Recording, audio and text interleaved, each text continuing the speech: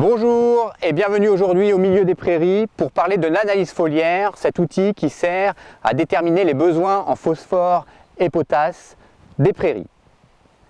Avant de rentrer dans la pratique, il est bon de distinguer l'analyse foliaire de l'analyse de terre qui détermine seulement les stocks et les réserves disponibles dans le sol. L'analyse des feuilles, analyse foliaire, permet vraiment de voir la disponibilité de ces éléments pour la prairie. En pratique, de quoi avons-nous besoin?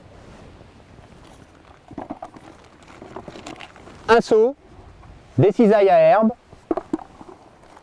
un sachet, un jeu de 2 étiquettes, un lien pour le sac et une agrafeuse pour attacher l'étiquette. Donc en pratique, on va réaliser 10 à 20 échantillons, prélèvements dans la parcelle pour avoir une représentativité optimale de la parcelle en question.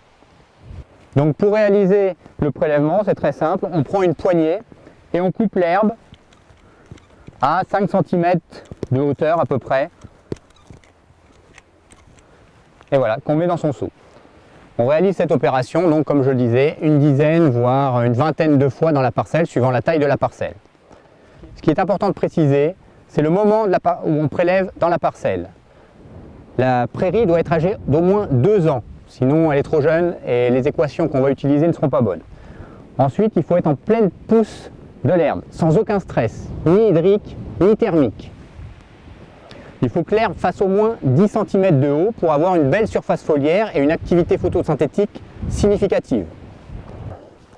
Donc pour réaliser l'échantillon qu'on va envoyer au laboratoire, on a réalisé nos 20 prélèvements, on va mélanger un peu les herbes et on va remplir le sac en prenant soin de trier et en enlevant toutes les dicotes, c'est-à-dire toutes les dicotes, telles que l'aquilée par exemple, le trèfle également, qui ne font pas partie de la flore que l'on peut étudier. Le pissenlit, pareil, on enlève le pissenlit, fleurs, feuilles, on enlève et on met que les graminées dans l'échantillon. Il faut constituer environ un sac d'un petit kilo.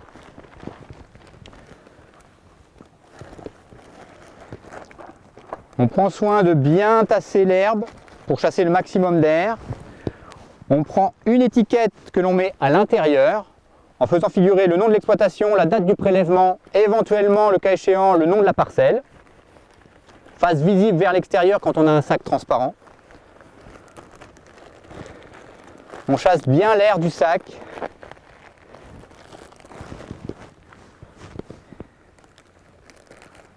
On attache. Et on fixe une deuxième étiquette, la même, mais à l'extérieur cette fois,